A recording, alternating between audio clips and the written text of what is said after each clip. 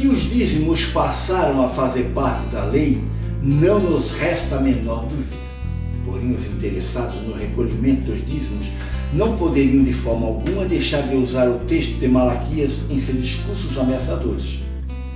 As maldições contidas no livro de Malaquias, bastante mencionadas pelos atuais dizimistas, têm a pretensão de amedrontar e de forçarem as pessoas a dizimarem.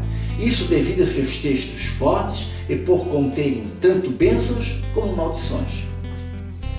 Antes, porém, de qualquer comentário, vamos ler o texto do livro de Malaquias, no capítulo 13, versículo 8, que nos diz o seguinte: Roubará o homem a Deus? Todavia vós me roubais e dizeis: em que te roubamos? Nos dízimos e nas ofertas alçadas.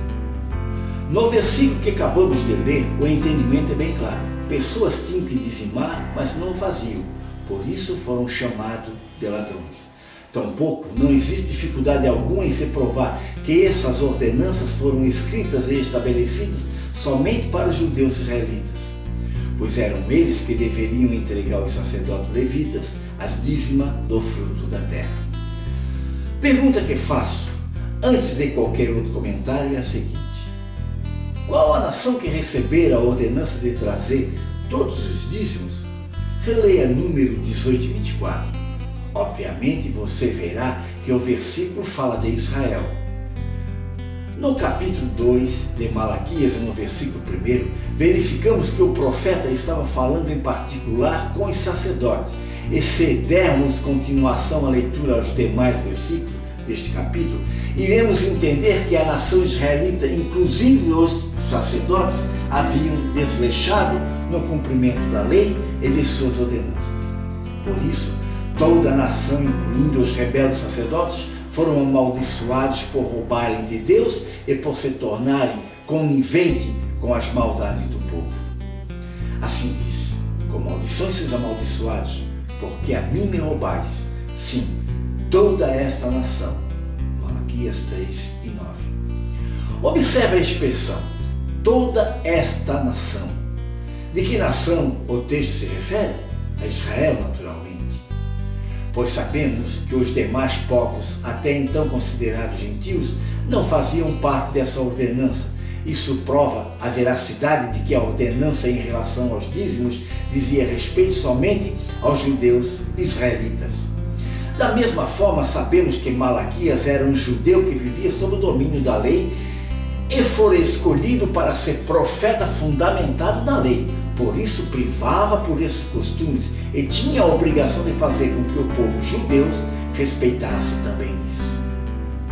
Sendo assim, fica claro que a ordenança para o recolhimento dos dízimos foram feitos aos judeus da época no período da lei.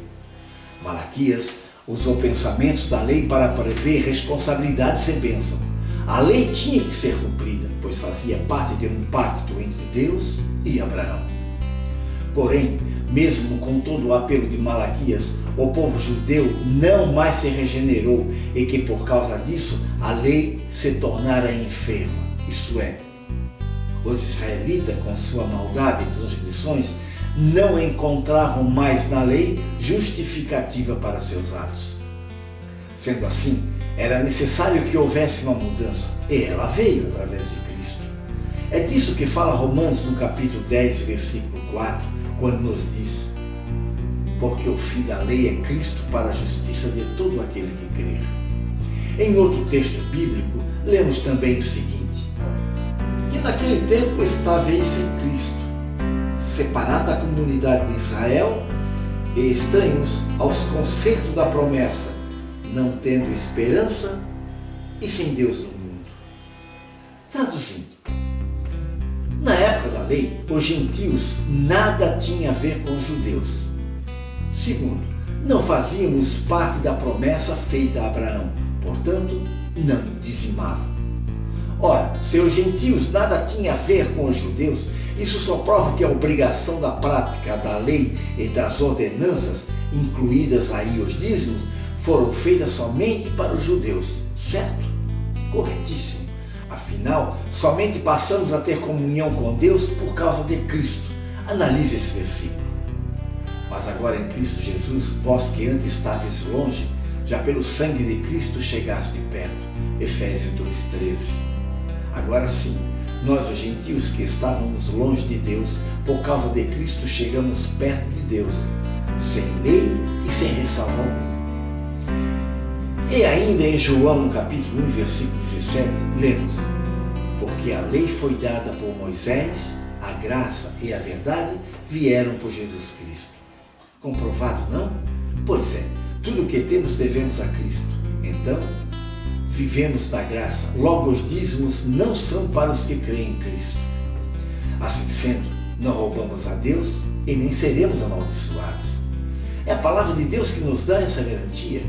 Essa maldade não terá domínio sobre nós, ou seja, não poderemos de forma alguma ser condenados ou amaldiçoados por um ato que já prescreveu por ocasião do nascimento e morte de Cristo. Não seremos malditos, nem tampouco ladrão. Quando dizem que as pessoas que não diziam serão amaldiçoadas, estão mais uma vez distorcendo a palavra de Deus, dando maior credibilidade à lei do que às promessas da graça. Analisamos ainda outro versículo, lá em Romanos, no capítulo 6, versículo 14, que nos diz: porque o pecado não terá domínio sobre vós, pois não estáis debaixo da lei, mas debaixo da graça. Sendo assim, não vejo por que me preocupar com resíduos da lei. Foi através de Cristo que obtivemos a fé. É nele que devemos depositar toda a nossa confiança. Certamente, Jesus abençoou e justificou o que Malaquias amaldiçoou. Pense nisso.